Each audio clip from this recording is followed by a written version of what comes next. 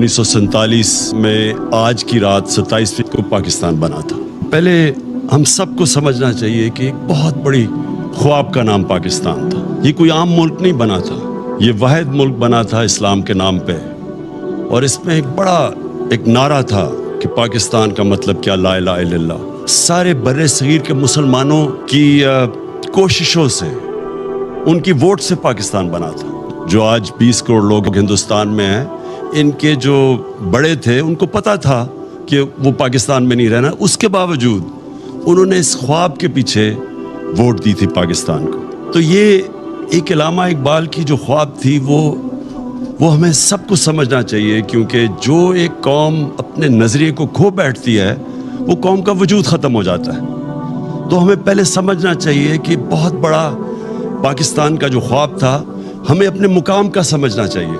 تو آج اس عبادت کی رات میں سب سے آپ سے چاہوں گا کہ آپ دعا کریں پاکستان کے لیے، کہ ہم اس خواب کی طرف جائیں جو بدقسمتی سے ابھی تک ہم نہیں جا سکے۔ یاد رکھیں، ہمارا جو قرارداد مقاصد تھا اس میں واضح تھا کہ پاکستان نے ایک اسلامی فلاحی ریاست بننا تھا، اور وہ مدینہ کی ریاست کے اصولوں کے اوپر کھڑا ہونا تھا۔ وہ جو تھی مدینہ کی ریاست، وہ ایک نبی صلی اللہ علیہ وسلم کی سنت تھی کہ اللہ نے ہمیں حکم دیا تھا کہ ان کے قدموں پہ، ان کے شریعہ پہ، ان کے راستے پہ چلو۔ تو مدینہ کی ریاست ان کی سنت تھی، اور وہ کیوں اللہ نے ہمیں حکم دیا تھا؟ کیونکہ وہ ریاست نے بنیاد رکھی تھی دنیا کی سب سے عظیم سویلائزیشن۔ مسلمان نے کئی 100 سال دنیا کی امامت کی، ہر طرح سائنسدان بھی ٹاپ مسلمان تھے، ہر کلچر میں، تہذیب میں سب سے آگے تھے۔ تو اس کی بنیاد رکھی گئی تھی مدینہ میں۔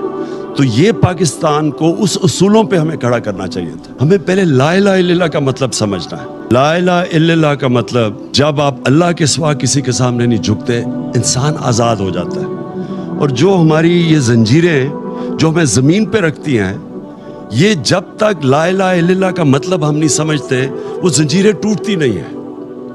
تو ایک انسان اپنے پورے مقام پہ نہیں پہنچ سکتا۔ سب سے بڑی زنجیر ہے خوف کی زنجیر، موت کا ڈر کہ جی مجھے کوئی ذلیل کر دے گا۔ اللہ نے اپنے ہاتھ میں ذلت رکھی ہوئی ہے۔ رزق کا ڈر کہ میری جی روزگار نہ چلا جائے۔ یہ سارے وہ خوف ہیں جو انسان کی پرواز روکتے ہیں اوپر۔